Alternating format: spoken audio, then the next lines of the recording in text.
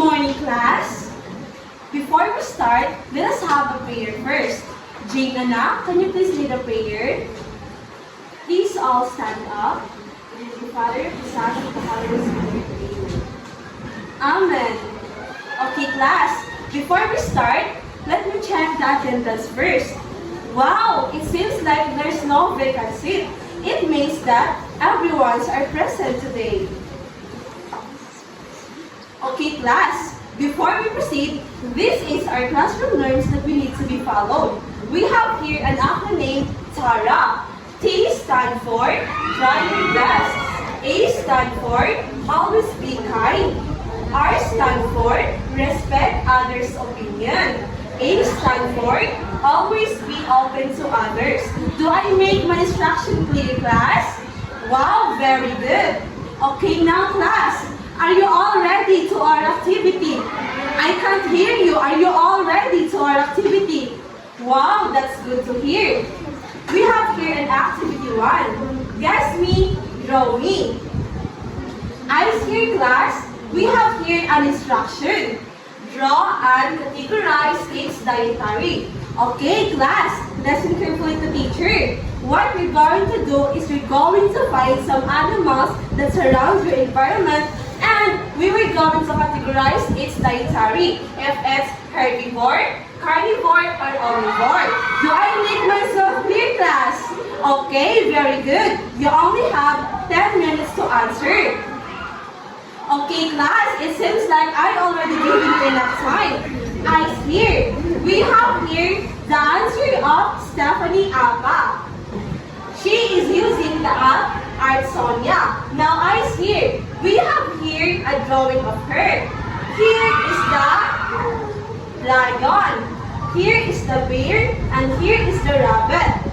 Now, if you look at this, here, what we categorize here is carnivore because the lion we were going to eat meat.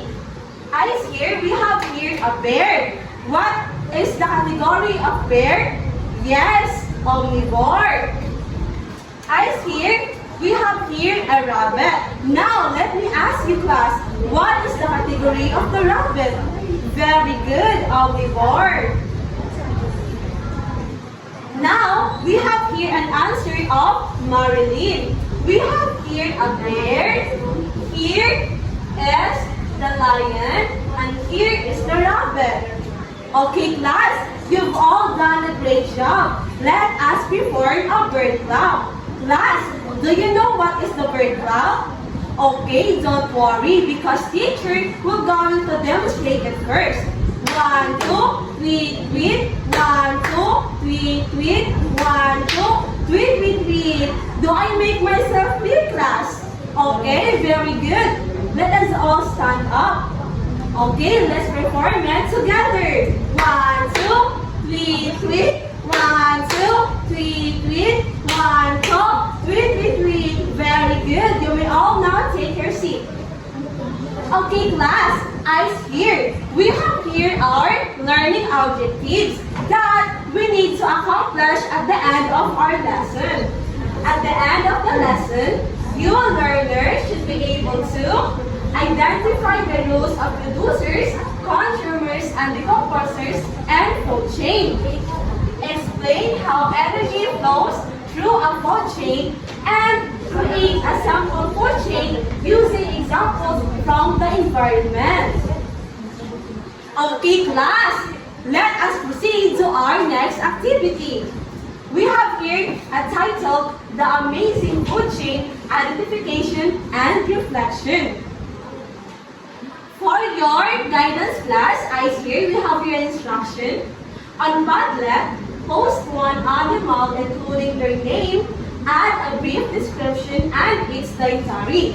You only have 20 minutes to answer this activity. Okay, class, it seems that I already given you enough time. Eyes here. We have here an answer of Laika. Laika are using the application Padlet. Now, in her timeline, he is using the Padlet. She posts that a tiger is a carnivore. Now, class, listen carefully. Tiger is a carnivore because tiger is eating meat. Now, ice cream, we have here a cow. We categorize cow as herbivore because cow is eating grass.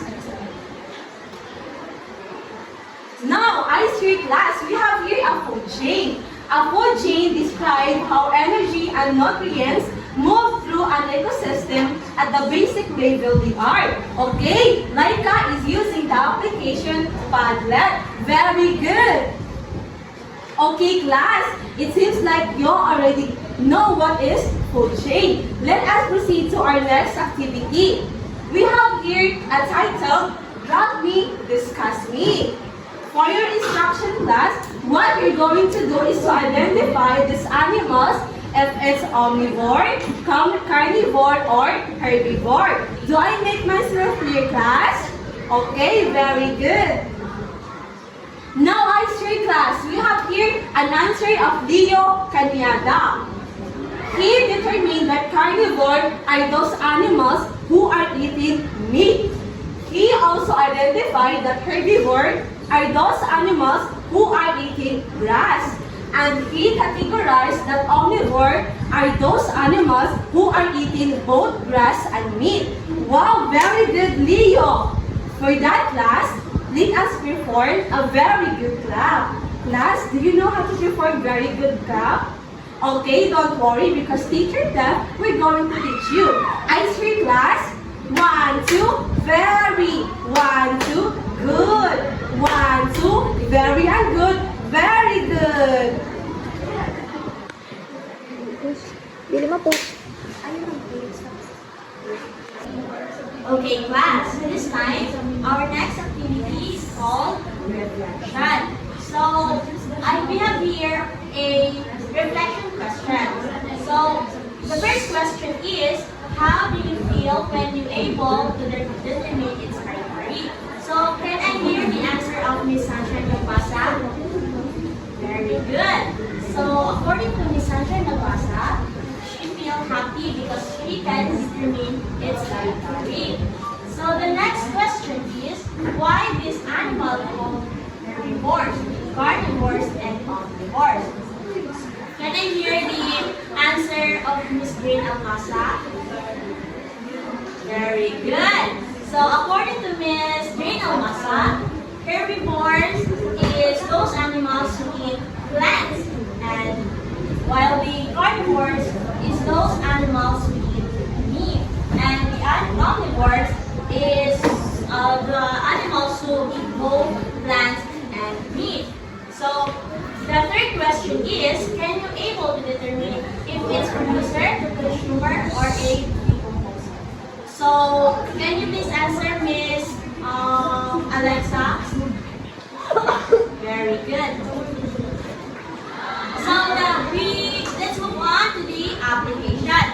So, I will gonna read the instruction first. Create an animal card depicting on which kind of environment and animals that you represent. So I will give you 5 minutes to answer.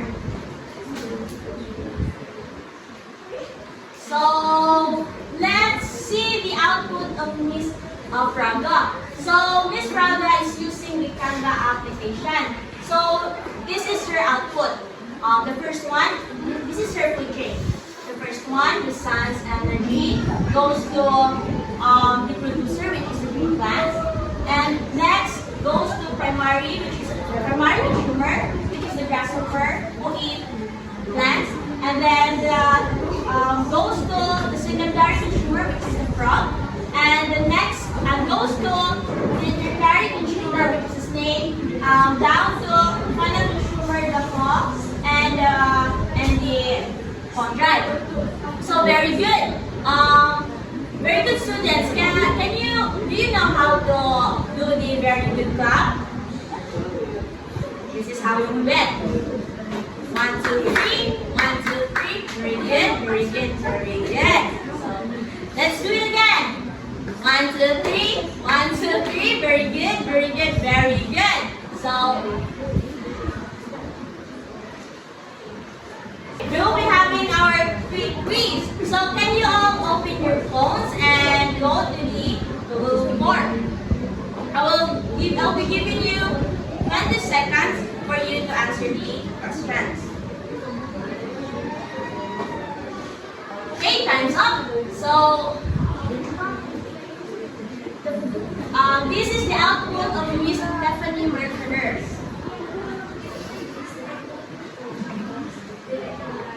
How did the food chain and the food web help you understand how living things are connected? So her answer is, it's connected because we humans eat animal and eat species or plants so that they can maintain their lives. So I think it is correct. So let's move on to the question number 2. What would happen if one organism was removed from the food chain? So her answer is, it would be a balance. So that is correct. If we will going to remove one organism in the food chain, it will going to be unbalanced. So the third question is, what are some examples of food chains in your own environment? So her answer is, there's a fox in our backyard, and the fox eats the rabbit. Earlier, the rabbit eats the squirrel. So that is also correct. So let's move on to the answer, the question number 5. What is the difference between producer and the consumer? So the carnivore eats meat, herbivore eats grass, and the omnivore eats both meat and grass. So that is correct. So do you know how to perform the Ahu clap? So it goes like this. 1, 2, 3, 1, 2, 3, Ahu, Ahu, Ahu. So let's do it all together. 1, 2, 3, 1, 2, 3, Ahu, Ahu, Ahu. So for your assignment, I will be going to read the instruction first. Submit a short reflection on the interconnectedness of life in the food chain. How does this exercise make you think differently about the food you eat? So you can use the application Arsonia, Canva, Padlet, WPS Office, PowerPoint, and TikTok. That's all for today's class. I hope you learned from my discussion. I hope you had a great day ahead. Goodbye.